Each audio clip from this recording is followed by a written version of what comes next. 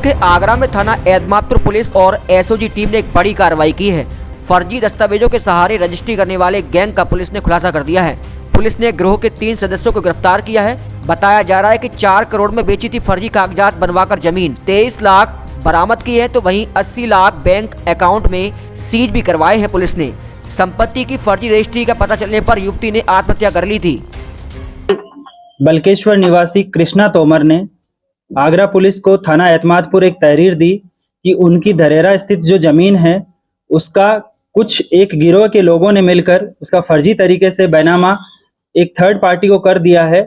और इसके संबंध में उन्होंने मुकदमा अपराध संख्या 432/22 थाना एतमादपुर दर्ज करवाया। और जब ये उनको संज्ञान में आया कि उनकी जमीन की जो है वो लगभग 4 करोड़ रुपए में सौदा हो गया और उनकी जमीन जो है वो फर्जी तरीके से दूसरे व्यक्तियों के पास चली गई है, इसी चीज से आहत होकर उनकी बहन ने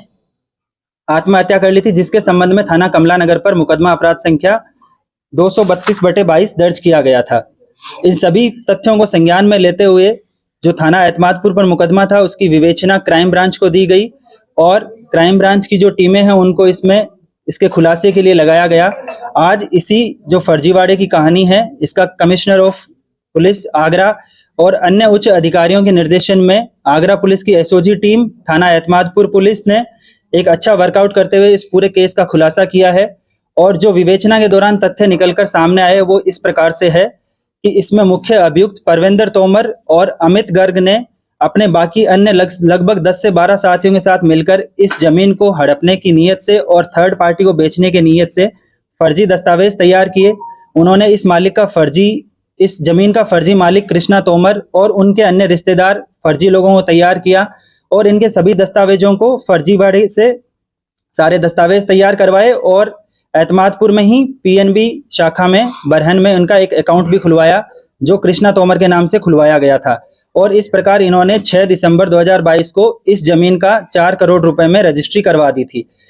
अभियुक्त परविंदर तोमर को जब इस चीज का पता चला कि उसके खिलाफ मुकदमा लिखा गया है तो उसने अपने एक पूर्व से चल रहे मुकदमे में कोर्ट में सरेंडर कर दिया गया था